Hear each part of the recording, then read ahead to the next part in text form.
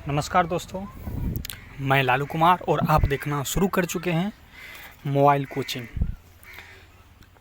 चलिए, इसमें आज हम बात करेंगे कुछ स्टूडियो मेरा सेटअप नहीं हुआ है मोबाइल कोचिंग का, लेकिन फिर भी थोड़ा कुछ करने का कोशिश कर रहे हैं। आपको हम बताते चले कि बिहार पुलिस के लिए जो है, ये जो अभी सेशन हम सीरीज चलाएंगे ये बिहार पुलिस के लिए है। आप लोग का एग्ज़ाम जो है बहुत जल्दी होने वाला है, 1 तारीख को है, यानी कि अभी से सिर्फ 10 दिन बचे हैं और कुछ को जो है 17 दिन बचे हैं और कुछ को जो है लगभग 20-22 रोज़ बचे हैं, क्योंकि 15 को होना है। 15 आज मान के चलिए 21 है, तो 15 रोज़ उधर और आपको 10 रोज़ लगभग 9-10 रोज़ इधर है टाइम। तो इसलिए हम इसमें सिर्फ नोट बनाएंगे और कुछ टॉपर्स नोट भी लाए हैं हम आप लोग के लिए, उसका कुछ यहाँ रेफरेंस देंगे क्या सब है, और कुछ गाइड्स भी हैं।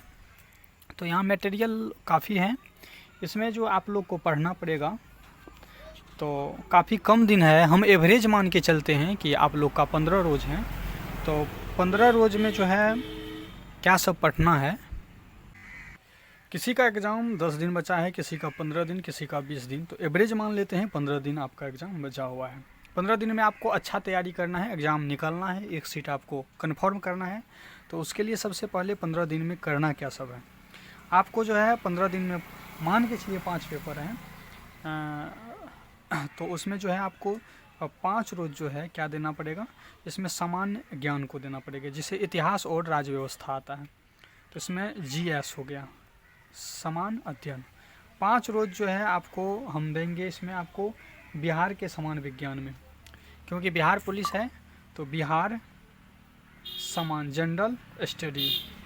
उसके बाद जनरल स्टडी में 2 रोज़ 10 रोज़ हो गया। उसके बाद हम जो है आपको देंगे गणित और विज्ञान में जो है आप ले लीजिए, गणित और विज्ञान में ले लीजिए 5 रोज़।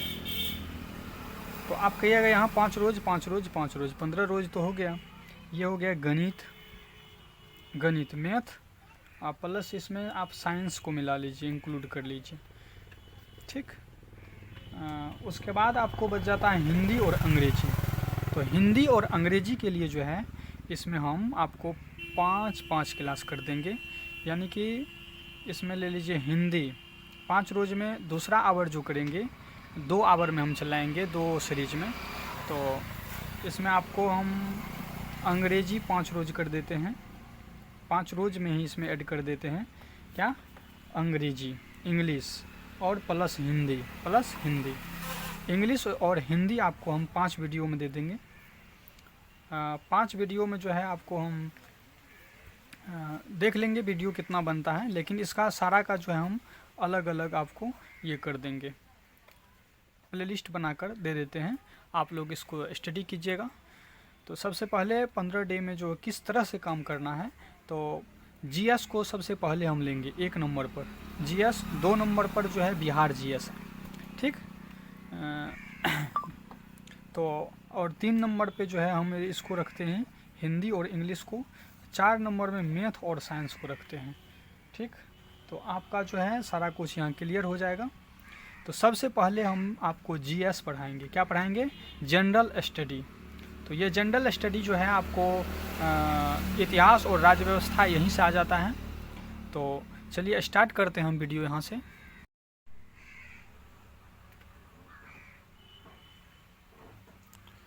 चलिए, इसमें हम बात करेंगे आज जो है बिहार पुलिस कांस्टेबल, ये जो है टॉपर नोट्स का है, और इसमें जो है हम आपको आज 15 दिन में दिखाएंगे कि क्या सब पढ़ना है। सबसे पहले हम इतिहास के बारे में पढ़ेंगे, फिर आर्य इतिहास विश्व के बारे में, फिर प्राचीन सभ्यता के बारे में, फिर मध्यकालीन अध्यादेश के बारे में पढ़ेंगे, और उसके बाद जो है आपको हम यहाँ दिखाते हैं कि आधुनिक के वाहक क्या था उसके बारे में वो पढ़ेंगे। उसके बाद जो है आधुनिकीकरण का दौर क्या था उसके बारे में पढ़ेंगे। उसके बाद आप यहाँ देख सकते हैं कि आधुनिकता के दोष और नुकसान क्या हुआ उसको भी देखेंगे। फिर यहाँ देखेंगे आप कि 3 विचारधाराएं और उनके आपसी संघर्ष क्या थे। उसके बाद आप देखेंगे इसमें स्वच्छ बनाम प्रेरित राजनीतिक क्या हुआ, उसके बाद आधुनिकता के बाद आगे के बदलाव क्या आए, 1857 की क्रांति क्या थी, इस सब के बारे में विस्तार से देखेंगे। तो सबसे पहला बुक जो हम बताए थे आपको कि पहला सीरीज में लेंगे, वो लेंगे आपको जीएस जनरल स्टडीज सामान्य ज्ञान, तो ये भारत के सामान्य ज्ञान है। तो उसके बाद जो है हम देखेंगे 19वीं शताब्दी में भारत जन जागृति एवं राष्ट्रीय आंदोलन देखेंगे। इसमें राष्ट्रीय आंदोलन जो 1918 से लेकर 1947 तक आएंगे, और विभाजन और स्वतंत्रता के बारे में देखेंगे। उसके बाद आपको राजनीति विज्ञान और की अवधारणाएं को देखेंगे, राज्य देखेंगे, राज्य की उत्पत्ति के सिद्धांत देखेंगे, मौलिक अधिकार देखेंगे और संघ कार्यकारिणी देखेंगे। इस सब के बाद हम आगे बढ़ते हैं तो यहाँ देखेंगे आपकी संसद के बारे में दिया गया है, और राज्य कार्यकारिणी क्या है। उसके बाद भारतीय न्याय व्यवस्था के बारे में पढ़ेंगे, भारत में निर्वाचन व्यवस्था पढ़ेंगे, और राष्ट्रीय एकता एवं चुनौतियाँ पढ़ेंगे, भारत की विदेश नीति पढ़ेंगे। तो इतना कुछ देखना है। उसके बाद अंतिम में यहाँ पे आप देखिएगा कि राज्य विधानमंडल भी है, इसको भी देखना पड़ेगा। तो जल्द ही आप लोग को सिर्फ 5 रोज में यह बुक हम कंप्लीट करके देंगे जीएस बिहार पुलिस कांस्टेबल के लिए। तो आप लोग जितना भी वीडियो आएगा तो उसको देखिएगा, और ज़्यादा से ज़्यादा इस एग्ज़ाम में आप जो है अपना एक सीट जो है कन्फर्म कीजिएगा, क्योंकि हम काफ़ी बेसिक से ले रहे हैं और इसमें काफ़ी अच्छा नोट्स है। ये हम जो मंगाए हैं इसको देखे हैं पढ़ के एक बार, तो हम सोचे कि आप लोग को क्यों ना हम बताएं। तो सबसे पहले चलिए कुछ देख लेते हैं, कालक्रम देखते हैं। कालक्रम यानी कि काल चक्र जिसको कहते हैं। तो आप अगर सिंधु घाटी सभ्यता पढ़िएगा तो सिंधु घाटी सभ्यता का जो कार्यकाल था वह है 2600 ईस्वी BC से 1900 ईस्वी BC तक है। 2600 से 1900 तक जो है सिंधु घाटी सभ्यता के बारे में देखा जाता है काल। 2600 से 1900 BC मतलब जो है ईस्वी पूर्व हुआ। 2600 ईस्वी पूर्व से 1900 ईस्वी पूर्व तक का काल जो है वह सिंधु घाटी सभ्यता का काल कहलाता है। और आप देखिएगा कि 1900 से अगर 1500 BC जाइएगा, यानी कि 1900 ईस्वी पूर्व से 1500 ईस्वी पूर्व, तो वह घाटी जो है पता नहीं चलता है कि कौन सा काल, उसके बारे में अभी तक खोज नहीं हुआ है। 500 ईस्वी BC से 1000 ईस्वी तक ईस्वी पूर्व तक का जो काल को कहा जाता है वह ऋग्वैदिक काल कहा जाता है, ऋग्वैदिक काल कहा जाता है। और उसके बाद 1000 से 600 ईस्वी पूर्व 1000 से 600 ईस्वी पूर्व तक के काल को उत्तर वैदिक काल कहते हैं। 600 ईस्वी से 321 ईस्वी पूर्व तक महाजनपद काल कहलाता है, जिसमें बौद्ध हुए, जैन हुए, ये सब काल जो है ये सब जो है आपको 600 से 321 ईस्वी पूर्व तक में मिलेंगे। 321 ईस्वी से 184 ईस्वी पूर्व तक मौर्य काल स्टार्ट हो गया था, और 184 ईस्वी पूर्व से 321 ईस्वी पूर्व 184 ईस्वी पूर्व से 321 ईस्वी तक का काल को जो है मौर्योत्तर काल कहते हैं। वहीं 319 ईस्वी से लेकर 550 ईस्वी तक के काल को गुप्त काल कहा जाता है। यहाँ देखते हैं 319 से 550 ईस्वी के काल को गुप्त काल कहा जाता है। ठीक, उसके बाद आप देखिएगा कि 606 से 647 ईस्वी तक के हर्षवर्धन काल कहा जाता है, और 750 से 1000 ईस्वी के काल को जो है राजपूत काल कहा जाता है। 1192 ईस्वी कुछ बुक में 1206 से लिया गया है, तो 1192 या 1206 से मान के चलिए 1526 ईस्वी तक के काल को जो है सल्तनत काल कहते हैं। 1526 से 1707 तक के काल को मुगल काल कहते हैं, और 1707 से जो अभी तक समय चल रहा है उसको हम वर्तमान काल के नाम से या वर्तमान आधुनिक काल के नाम से भी जानते हैं। ये तो काल से संबंधित था, घटना चक्र से संबंधित था। और इसमें ही आगे बढ़ते हैं हम। भारतीय इतिहास को यहाँ बांटा गया है, ये सब उतना ज़रूरत इसका सबका मुझे नहीं लगता है कि होगा, क्योंकि मैं काल वहाँ बता चुका हूँ। तो सबसे पहले चलिए पूरा पाषाण काल में देखते हैं, वहाँ से क्या नोट्स में है, मुख्य तत्वों को देखेंगे। पूरा पाषाण काल में जो है, पूरा पाषाण काल में वह कोर संस्कृत फलक और संस्कृत एवं ब्लेड संस्कृत का उदय हुआ था। कोर संस्कृत का उदय पाषाण काल में हुआ था, और फलक संस्कृत एवं ब्लेड संस्कृत का उदय जो है पाषाण काल में, पूरा पाषाण काल में हुआ था। आधुनिक मानव होमोसेपियंस का उदय भी जो है पूरा पाषाण काल में होता है। होमोसेपियंस का उदय भी पूरा पाषाण काल में होता है। मानव जो है आग जलाना भी सीखा था कब? पूरा पाषाण काल में। इस काल में चॉपिंग संस्कृति का उदय D.N. वाडिया ने खोज की है कि यह उत्तर भारतीय संस्कृति है।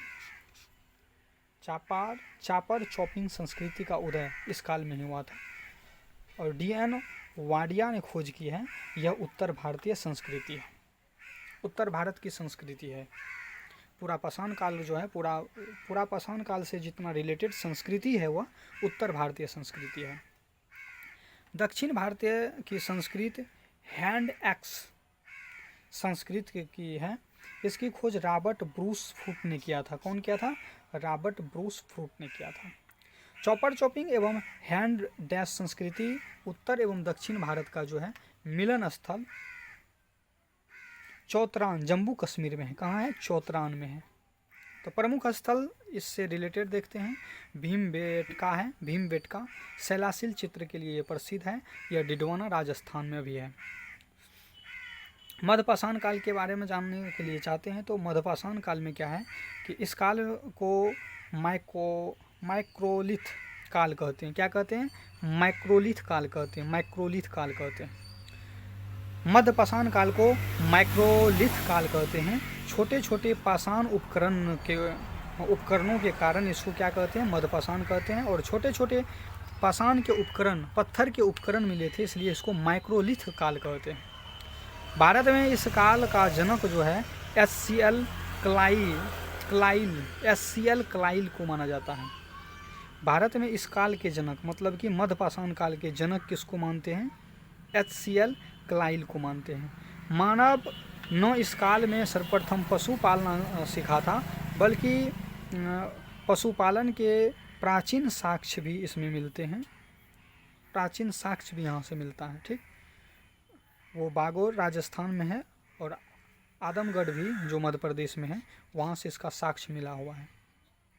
इस पाषाण काल को संक्रमण काल कहा जाता है। मध्यपाषाण काल को क्या कहते हैं? मध्यपाषाण काल को संक्रमण काल भी कहते हैं। संक्रमण काल कहते हैं। मध्यपाषाण काल का सबसे प्राचीन स्थल कहाँ है? तो सरायनगर यूपी में है। सरायनगर में है, यूपी में है। उसके बाद हम देखेंगे कि नवपाषाण काल को जो है सर जॉन लुबाक, कौन किया था? सर जॉन लुबाक ने नवपाषाण काल का शब्द दिया है।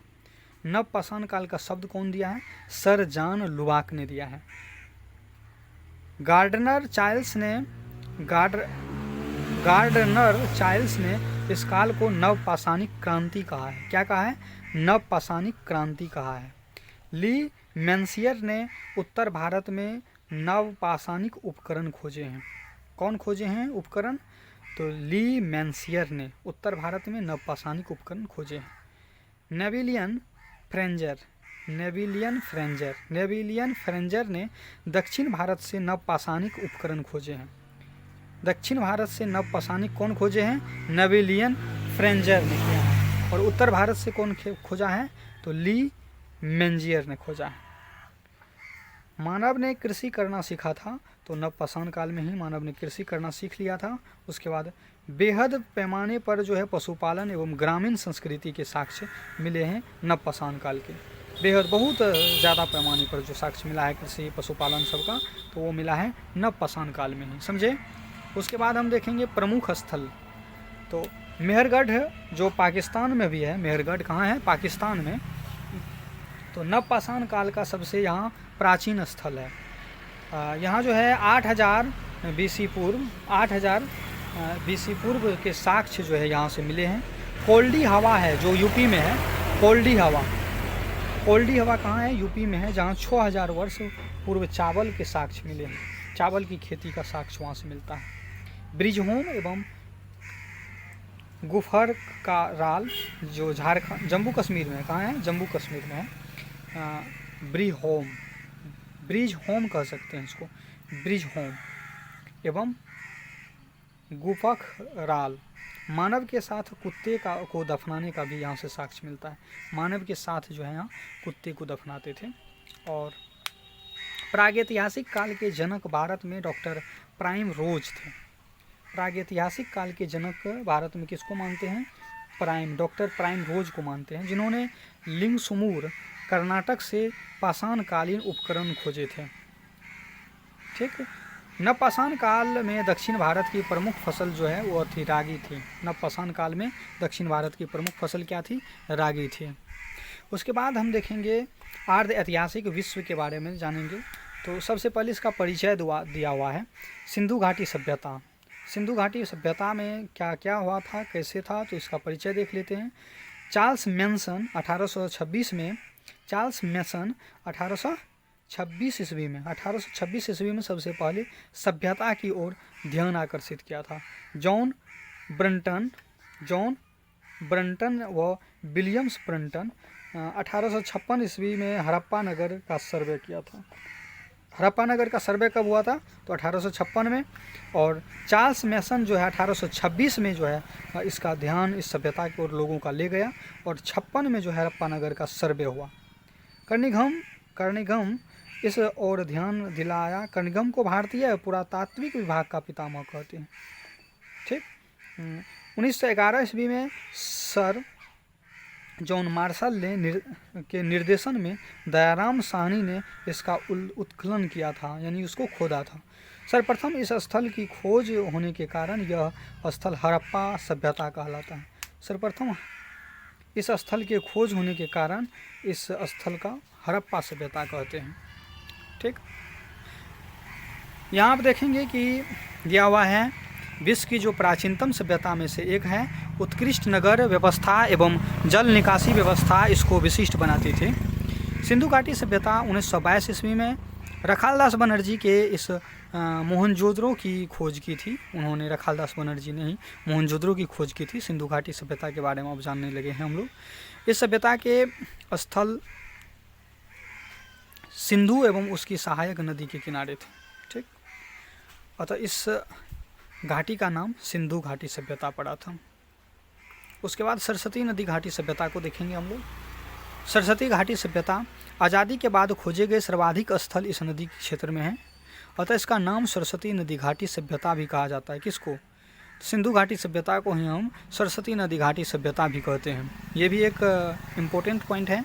उसके बाद कांस्य युगीन सभ्यता। उत्खनन में कांस्य के बर्तन का उपकरण अधिक मिले। नगरीय सभ्यता था यह। सिंधु घाटी सभ्यता क्या था? नगरीय सभ्यता था। सिंधु घाटी सभ्यता एक विस्तृत एवं समृद्ध नगरीय सभ्यता है। यहाँ बड़े बड़े नगरों का उदय हुआ था, ऐसा प्रतीत होता है। विस्तार इसका कहाँ कहाँ था? तो अफगानिस्तान, पाकिस्तान और भारत, ये 3 देश में जो है इसका विस्तार था। तत्कालिक 3 देश, अभी के 3 देश तत्कालिक सिंधु घाटी सभ्यता था। तो अफगानिस्तान में सिंधु नदी घाटी सभ्यता के मात्र 2 स्थल थे। वह थे सार्तगोई व मुंडीगार कहें। और सार्तगोई से नहरों द्वारा सिंचाई के साक्ष्य भी मिले हैं। सिंधु घाटी सभ्यता मिस्र एवं मेसोपोटामिया के सभ्यता से 12 गुना बड़ी थी, जबकि मिस्र की सभ्यता से यह 20 गुनी बड़ी थी।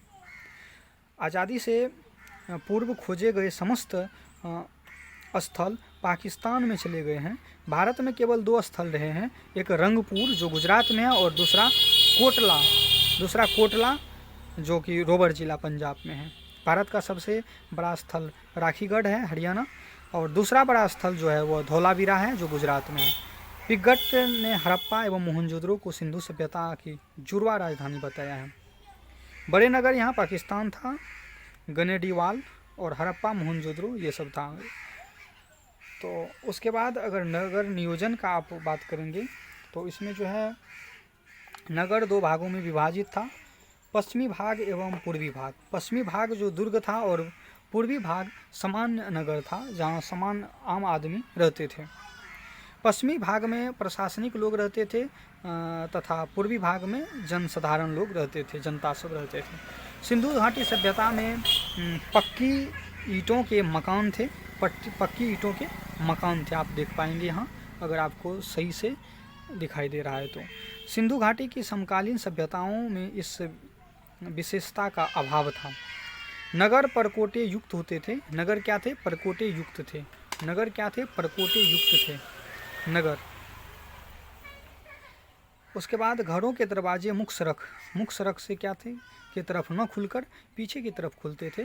केवल लोथल में मुख्य सड़क की तरफ दरवाजे खुले हुए साक्ष्य मिले हैं। कालीबंगा दोहरे परकोटे युक्त थे, जबकि मोहनजोदड़ो में कोई परकोटा नहीं था। धौलावीरा 3 भागों में विभक्त था, पश्चिम, पूर्व और मध्य भाग। धौलावीरा को 3 भागों में विभक्त किया हुआ था, पश्चिम भाग, पूर्व भाग और मध्य भाग। लोथल एवं सुरकोटरा का पश्चिम एवं पूर्वी भाग दोनों ही एक ही परकोटे से घिरे हुए थे। नगर ग्रिड पद्धति पर आधारित थे, अर्थात शतरंज के बोर्ड की तरह जो है सभी नगर को बसाया गया था। सभी मार्ग समकोण पर काटता था। जिस तरह समकोण होता है ऐसे उस तरह जो है उसका मार्ग, सारा मार्ग जो है समकोण पर काटता था। भवन के अंदर समांतर 3 या 4 कक्ष, रसोई घर, एक विद्यालय, स्नानघर एवं कुआं होता था। कच्ची एवं पक्की ईंटों का प्रयोग घर में किया गया है, जिसका अनुपात 1:2:4 बताया गया है। जल निकासी हेतु पक्की ईंटों का नालियां होती थी। विश्व की किसी अन्य सभ्यता में पक्की नाली का साक्ष्य अभी तक नहीं मिला है। तो आज यहीं तक रहने देते हैं इस वीडियो में। अगला वीडियो हम फिर तुरंत लेके आ रहे हैं। उसके बाद देखेंगे प्रमुख नगर यहाँ से हड़प्पा का। तो हम लोग जो है 5 दिन के अंदर इसको कंप्लीट करेंगे इस बुक को, और अगला 5 दिन में अगला बुक को लेंगे, दूसरा पार्ट को। तो आप लोग बने रहिए, अगला वीडियो देखिए। अगर चैनल को सब्सक्राइब नहीं किए तो सब्सक्राइब कीजिए। धन्यवाद।